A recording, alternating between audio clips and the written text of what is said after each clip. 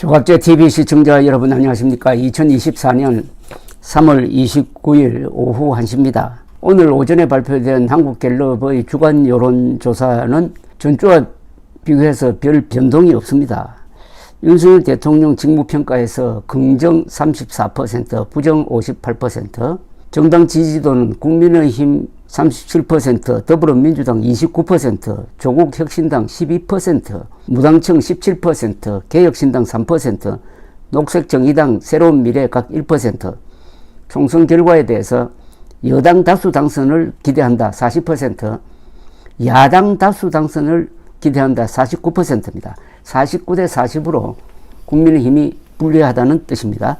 투표 의향 비례대표 정당, 국민의 미래를 찍겠다는 사람이 34%, 더불어민주연합 22%, 조국혁신당 22%, 개혁신당 4%, 녹색정의당 새로운 미래, 자유통일당 각 2%, 부동정 13%로 되어 있습니다.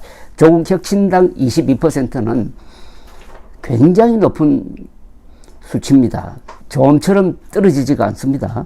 더불어민주당 지지자는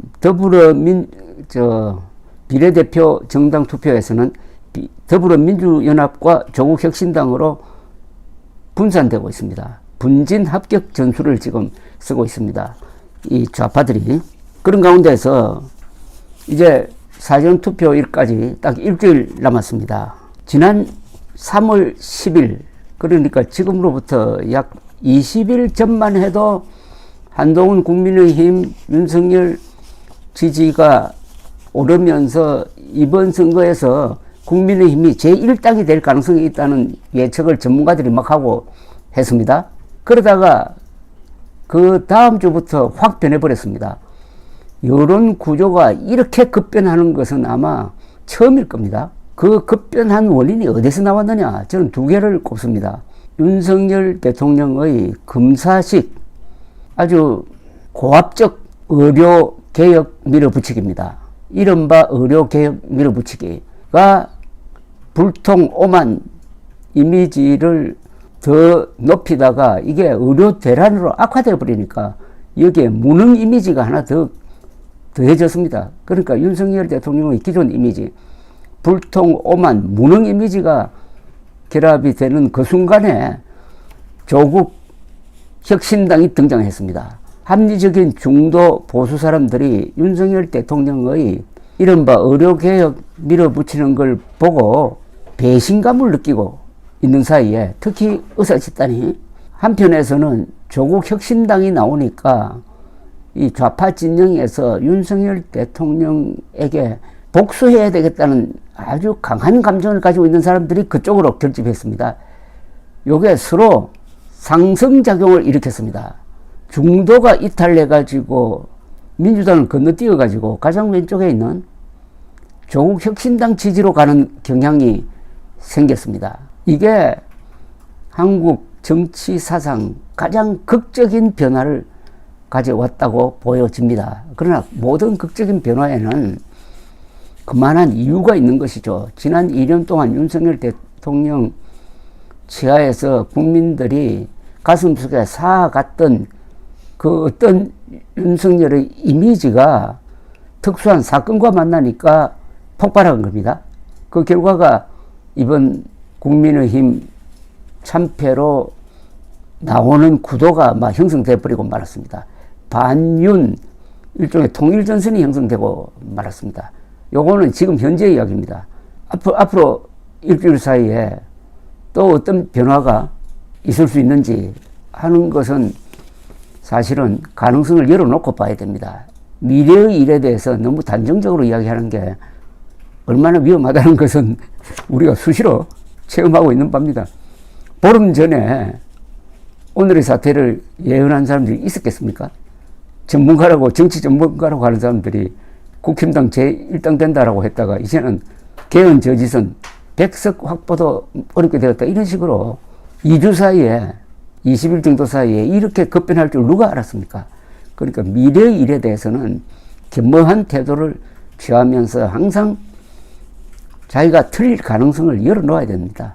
자, 그러면은 결국 이번 선거는 종북 심판 선거도 아니고 결국 검사 정치 심판 또는 윤석열 심판 선거가 되고 말았습니다.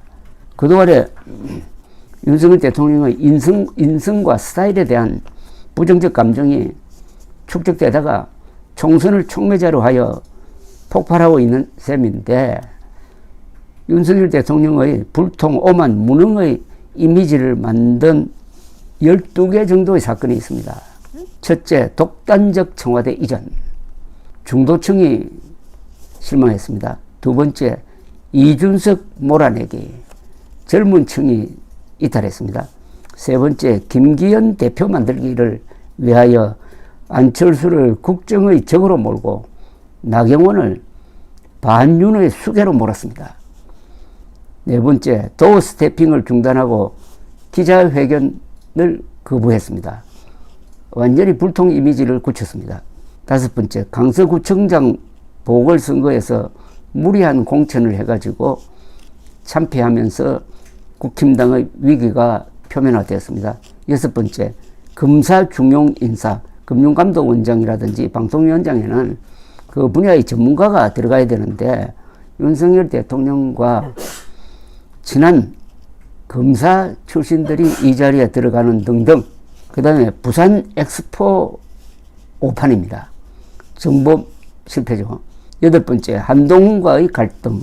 아홉 번째, 양승태, 이재용 1심 무죄로 드러난 윤석열 검사 주도의 적폐 수사가 가진 폭력성.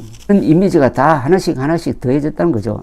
열 번째, 김건희 명품 백 사건 대응 미스.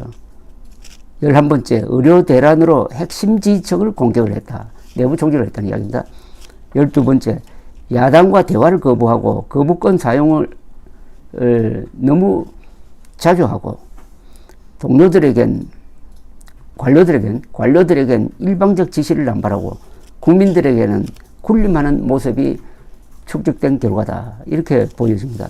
그러니까 윤석열 이미지가 이번 선거에서 주제가 되면 안 되게 돼 있었는데 3월달에 들어와서 이 이른바 의료개혁 이걸 놓고 윤석열 대통령이 너무나 자주 텔레비전에 언론에 나오고 또 보건복지부 차관은 그 윤석열보다 더 강한 이야기를 뱉어놓고 하는 이런 상황 속에서 윤석열 중심의 정국이 돼버리고, 그러니까 결국은 윤석열에 대한 부정적 이미지가 선거에 영향을 미치게 돼버렸다. 그러니까 윤석열 대통령이 지난 2달 동안 일체 언론에 등장하지 않았더라면은 하는 그런 아마 후회를 하는 사람들이 국민의힘에 많을 겁니다. 돌이켜보면은 이렇게 고착된 불통, 오만, 무능 이미지가 지난 3월 10일경부터 극적으로 정폭하기 시작했습니다. 특수부 검사식 고압적 의과대학 정원 밀어붙이기가 의료 대란으로 악화돼가지고 합리적 보수와 온건한 중도층을 왼쪽으로 밀고 마침 조국 혁신당이 등장해가지고 상승작용을 일으켰습니다.